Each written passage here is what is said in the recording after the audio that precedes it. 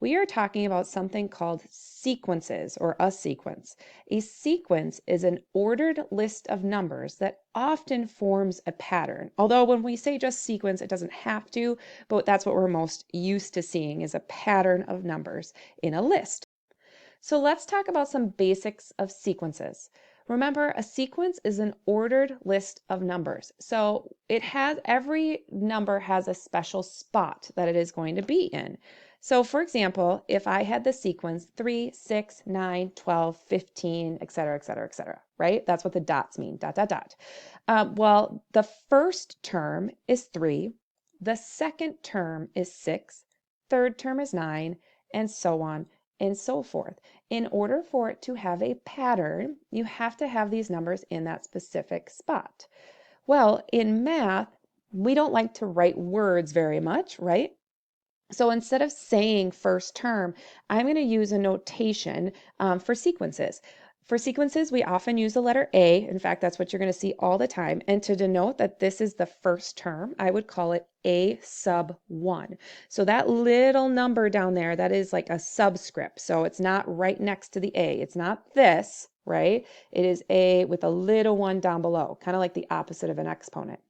If I want to write the second term, I would say A sub 2. That represents the second term. Third term would be A sub 3, fourth term A sub 4, and fifth term A sub 5. Now you're probably wondering what's going on in those other two blanks. Well, we often don't necessarily know when a sequence is going to end, and we like to talk about things that we don't know in math. So a lot in this situation, we call it the nth term. What the nth term, or the way we note the nth term, is we say A sub n. And what it represents is the nth term, or a term that I'm looking for in my sequence. Well, the term right in front of that is one spot before it. So if you kind of use A sub 5 and A sub 4, if this, for example, was the nth term that I was looking for, the one in front of it is actually one less, right? So that's A sub 5, that one's A sub 4. So to represent one less, we say the n minus 1th term. I know this is pretty crazy, but this is notation that we use in sequences. So we say your A sub n minus 1, and this represents the term before the nth term. So it just means the previous term in the sequence. Arithmetic and geometric sequences, and we are going to talk about their recursive formulas. Now, first, we want to look at determining if a sequence is arithmetic, geometric, or neither. Now, an arithmetic sequence is a sequence that has a pattern where you are adding or subtracting the same number to get to the next term. And a geometric sequence is a sequence where you are either multiplying or dividing by the same thing or the same number to get to the next number. Neither would just be if there's no pattern. So if we look at our three examples here, we can see if I just look from 2 to 7, if I want to think if it's arithmetic, I can add 5. But then from 7 to 24.5, that's not, plus 5. You can see the numbers are getting bigger and bigger, but not at the same rate. So it's not going to be arithmetic. So then what I want to check is it geometric? And this one's a little bit harder to tell. So what you can do is you can check what is my second term divided by my first term. I get 3.5. So that means from 2 to 7, I multiplied by 3.5. So we can also check then and see, well, what is 24.5, my third term, divided by my second term? And if I do that, I do get 3.5. You could also check on your calculator, 7 times 3.5, that is 24.5. And you can check again, 85.75 divided by 24.5, the term right before, and you should get 3.5. And you could check too, 24.5 times 3.5 is 85.75. So this first sequence is going to be geometric, and the common ratio is going to be 3.5. That's what I'm multiplying by every time. If I look at the second example, I'm still going from 2 to 7, so I always like to start and think, is it arithmetic? So plus 5. So let's check from 7 to 12. Oh, look, that's also plus 5. And from 12 to 17, that's also plus 5. Now, if the addition or subtraction is a little bit more challenging, you could do something similar to what we did up above to show that it's geometric. But instead of dividing second term divided by first, you could do second term minus first term, and I get 5. And then you could also take the third term minus the second term, and I get 5. Or I could take 17, the fourth term, minus the third term, and I get 5. So that's another way to get that common difference. And so therefore, this is arithmetic because I'm adding 5 each time. Now, if I look at the last one, again, we're starting, okay, 2 to 7, that is plus 5. Well, 7 to 35, that's not going to be plus 5. And so therefore, it's not going to be arithmetic. So now we go back up above where we said, okay, what if it's geometric? We already did this up above, but if I take 7 divided by 2, I get 3.5. Now, if I take 7 times 3.5, that's not going to give me 35. And so therefore, that is not geometric either. So you can see that I'm not adding 5 each time, and I'm not multiplying by 3.5 each time. You could also, if you wanted to do third term divided by second term, I get 5. And so here I'm multiplying by 5, but that's not what I want. So I'm not adding the same thing, I'm not multiplying the same thing, and so therefore this is neither.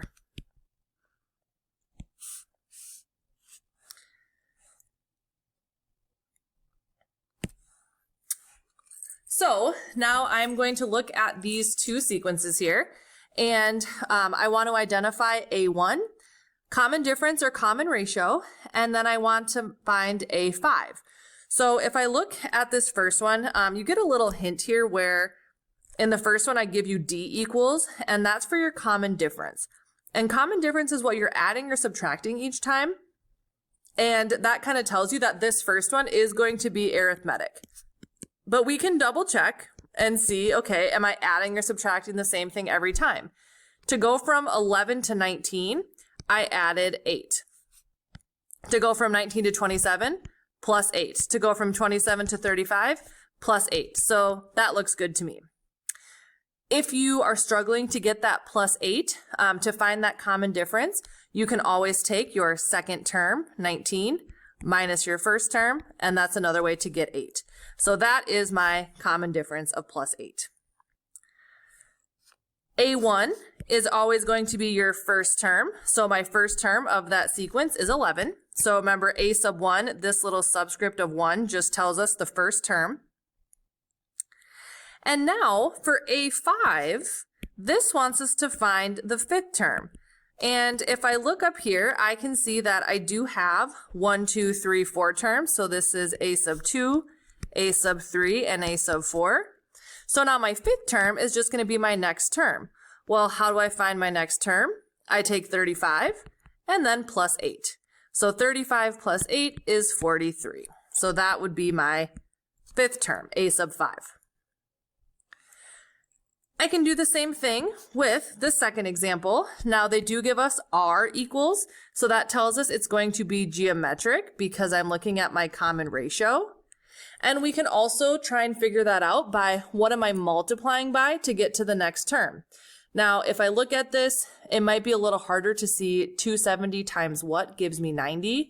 So this is where we can take my second term divided by my previous term, and you should get 0.33 or 1/3.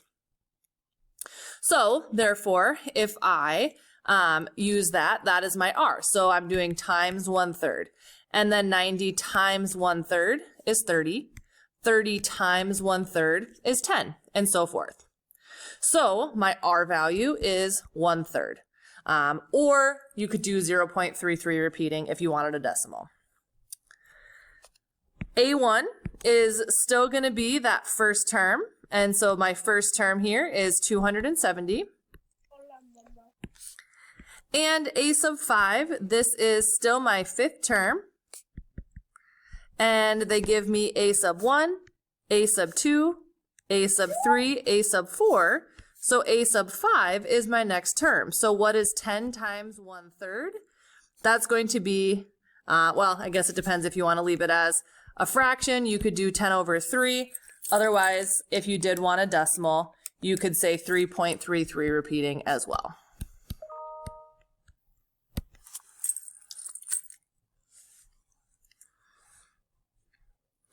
Now, the final thing that we are going to talk about in this video is looking at our recursive formulas.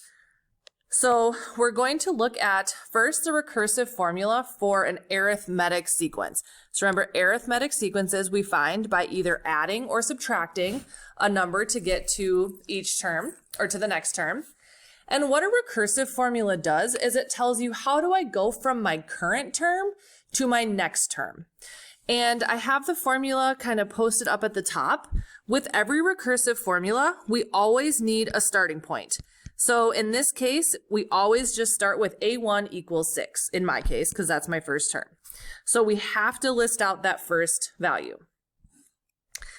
Then we also always need this right here, a sub n equals a sub n minus 1. And what you can see that this says is to get to any term or my next term here, I need to take my previous term, and then we have to figure out, well, what is going to be this d, this common difference? What am I adding or subtracting each time? So in this case, I can think, how do I go from 6 to 17, and from 17 to 28, and 28 to 39? I'm adding 11, plus 11, plus 11. And as a reminder, if you don't remember how to do that, 17 minus 6 is 11. So what I'm doing for my recursive formula is to get to my next term, I take my previous term and then just plus 11. And this would be the whole recursive formula right here. So the part in purple is always there. We need to identify what is our starting point, what am I initially adding 11 to? And then you have to identify that that plus 11 is that common difference. If I look at the second example, again, we start with a1. So my starting point, a1 is 77. And then I always have my next term is equal to my previous term, this little subscript a sub n minus 1. That's just saying, let's say if, I had a sub 6, then a sub 6 minus 1 is a sub 5. And so it's just looking at the one right before, so that previous term. So to get to any term, a sub n, I take my previous term, and then now, what is that common difference? How am I going from 77 to 67? I minus 10. 67 to 57, minus 10. 57 to 47, minus 10. So I just have to add a minus 10 next to that previous term, that a sub n minus 1, and this is my formula.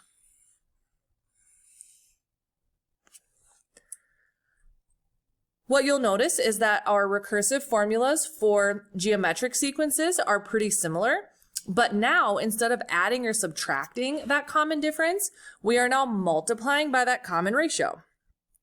So let's look at these final two examples. We still have to identify what type of sequence, so it is a geometric sequence. We still have to give our first term, so a1 equals, in this example, 800. We still have my next term is equal to my previous term, but now instead of adding or subtracting that common difference, we are multiplying by that common ratio. So what am I multiplying by to go from 800 to 200? That's going to be times 0.25 or times a fourth, however you want to do it. And again, if you don't know how to find that number, since we know it's geometric, we can take 200 divided by 800, and that gives us 0.25. So then I can just say times 0.25. And this is my recursive formula, or times a fourth if you wanted. So the only difference is that we have times 0.25 instead of plus or minus. Looking at this last example, a1 is equal to negative 2, my first term. And now, how do I go from, well, I guess we need this, a sub n equals a sub n minus 1. And now what am I multiplying by to go from -2 to 10? That's a -5. From 10 to -50, -5. And then from -50 to +250 times -5. So it's possible to have an R value that is going to be negative. And you'll see that my terms just go every other, positive, negative. Because a negative times a negative is a positive times a negative is a negative, and so forth. So for this final answer, I'm just going to do times. And then anytime I deal with negatives, I always put it in parentheses just so that I know it's a times -5 and not a -5. But otherwise, this is my final answer. So again, with recursive formulas, we always need the first term. And then we always have a sub n equals a sub n minus 1. My next term equals my previous term, and then times whatever that common ratio is. If we're looking at arithmetic sequences, the only thing changes is that you have plus or minus the common difference, but otherwise they look the same. So how do I get the next term? I take my previous term plus, minus, or times the common difference or the common ratio.